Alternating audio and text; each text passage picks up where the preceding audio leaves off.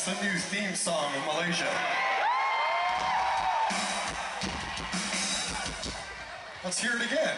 I like it.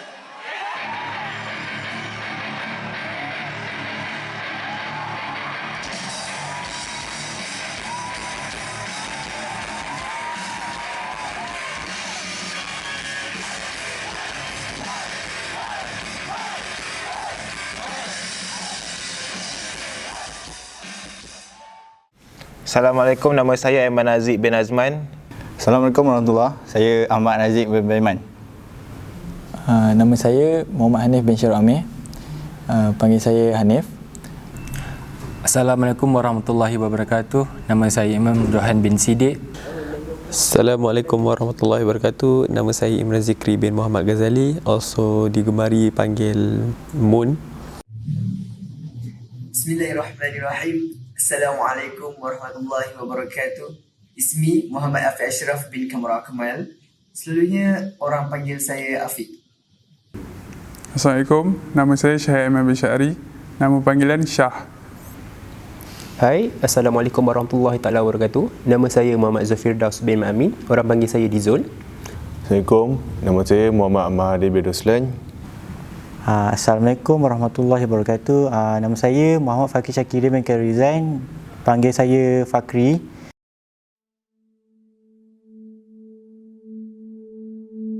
So, apakah hedonisme?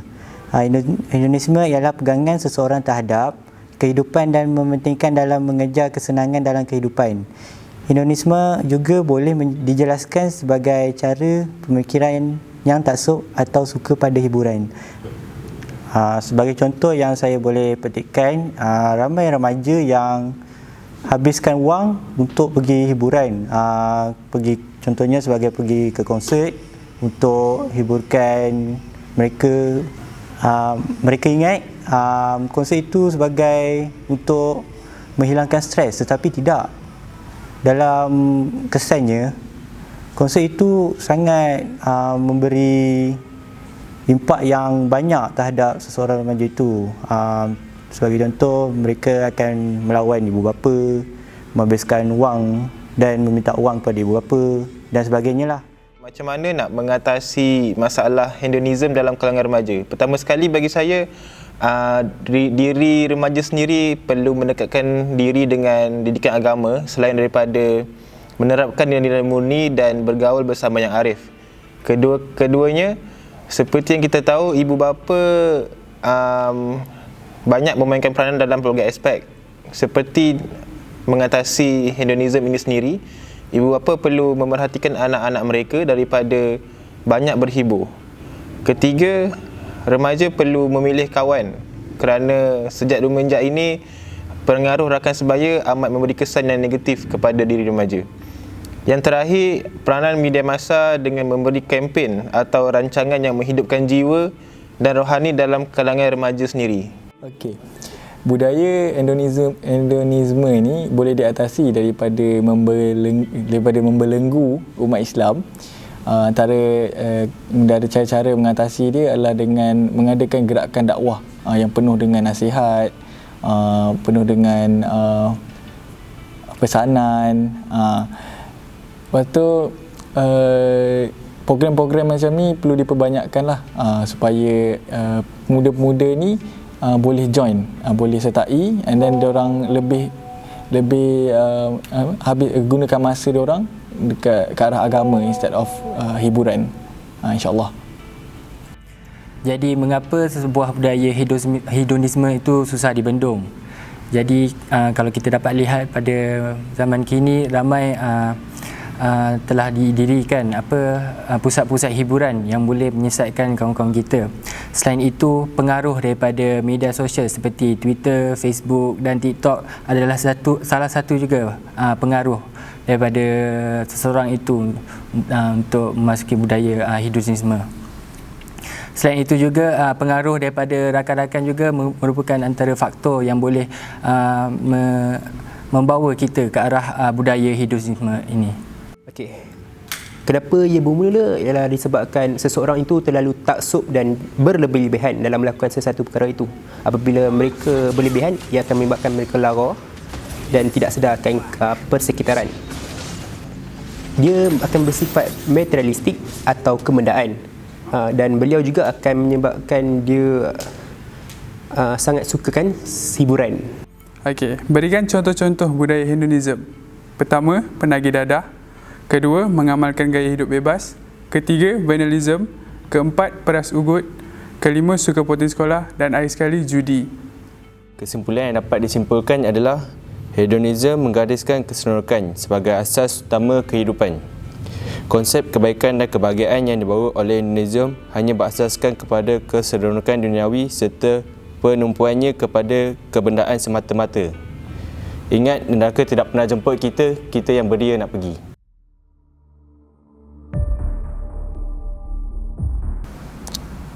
Okey, fatwa yang mengharamkan muzik dan nyanyian. So ada beberapa alim ulama yang mengharamkan muzik ni sebab dia apa tu orang panggil, menyesatkan dan macam melanggar syariat. Itu adalah perolehi dalil Al-Quran daripada surah Luqman ayat yang ke-6. A'udzubillahi minasyaitonirrajim. Bismillahirrahmanirrahim. Wa minan nasi man yashtari lahu haditsan liyudilla an sabilah bighairi ilm wa yattakhizaha huzwa ulaika lahum azabun muhin. Sadaqallahul azim. So maksudnya adalah, dan di antara manusia ada orang yang mempergunakan perkataan yang tidak berguna untuk menyesatkan manusia dari jalan Allah tanpa pengetahuan dan menjadikan Allah itu olok-olokan. Mereka itu akan memperoleh azab yang menghinakan. So basically apa yang dalil ni menceritakan, ada golongan-golongan manusia yang salahkan gunakan muzik. So sebab itu hedonism ni macam tidak boleh lah. So kupasan yang saya boleh simpulkan adalah, sedikit berdasarkan dalil ini, manusia sering mempergunakan perkataan-perkataan yang kesat dan mencarut mengakibatkan dosa-dosa kecil yang serta mensyirikkan Allah SWT. So kesimpulan yang saya boleh simpulkan untuk slot saya hari ini, insyaAllah, tuntasnya, muzik bukanlah satu perkara yang boleh dihukum sebagai harus secara mutlak atau diharamkan secara mutlak. Sebab kita pun tahu era peredaran zaman remaja ke zaman dewasa memerlukan satu medium untuk mengekspresi diri anda macam ni. So dengan muzik lah diorang berkembang untuk ke arah yang lebih ke hadapan, ataupun gitulah ceritanya. Dipetik daripada petikan yang bertajuk Garis Panduan Hiburan dan Karnival yang dikeluarkan oleh Jabatan Mufti Perak. Di laman web rasminya, Islam adalah satu cara hidup yang sangat meraihkan dan tidak pernah sekali-kali menyekat fitrah manusia, termasuklah berhibur seperti mendengar muzik, bunyi-bunyian dan nyanyian, asalkan saja hiburan itu tidak menyalahi hukum syarak. Contoh-contoh batas dalam berhibur yang dibincangkan ialah, hendaklah dipastikan skrip atau lirik lagu tidak mempunyai perkataan dan kiasan yang menjurus ke arah bertentangan dengan akidah dan menghina agama Islam. Seni kata, lirik dan nyanyian tidak mempunyai unsur maksiat, lara dan merangsang kegairahan nafsu dan sebagainya. Tiada pencampuran di antara lelaki dan perempuan yang bukan mahram tanpa sekatan sehingga membawa kepada persentuhan dan perkara-perkara yang sewaktu dengannya. Hiburan diharuskan dalam Islam bersesuaian dengan fitrah kejadian manusia itu sendiri. Di samping itu, ianya juga boleh menghibur dan memberi keterangan kepada jiwa berdasarkan pematuhan kepada adab-adab Islam. Justru dapat disimpulkan bahawa diharuskan untuk berhibur. Namun, perlu untuk kita tahu batas-batas dalam berhibur supaya tidak kita menuju ke arah hedonism yang kemudiannya boleh menghanyutkan umat Islam ke arah kemaksiatan, kemudaratan dan kefasikan.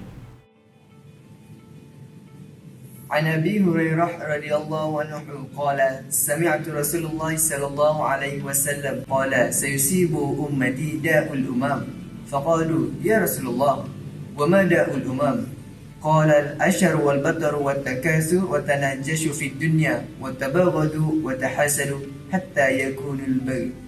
Maksudnya, dari Abu Hurairah radhiyallahu anhu katanya, aku mendengar Rasulullah sallallahu alaihi wasallam bersabda, umatku akan ditimpa penyakit-penyakit yang pernah menimpa umat-umat dahulu. Sahabat bertanya, Ya Rasulullah, apakah penyakit-penyakit umat terdahulu itu?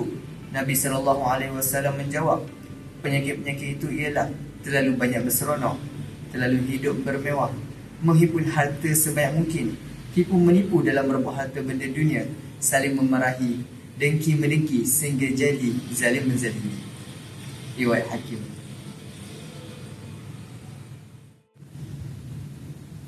Jadi apa yang kita boleh dapat daripada hadis ni adalah kita sekarang berada di satu zaman yang orang kata akhir zaman, yang mana kebanyakan umat Nabi Muhammad SAW sekarang ni lebih menumpu kepada dunia. Jadi secara basically mereka akan lebih bertumpukan kepada hiburan sahaja, untuk semata-mata apa yang mereka minat dan apa-apa yang benda yang memaniskan mereka, tapi mereka tidak nampak benda yang susah itu seperti melakukan ibadah itu memberikan mereka ganjaran di syurga kemudian hari.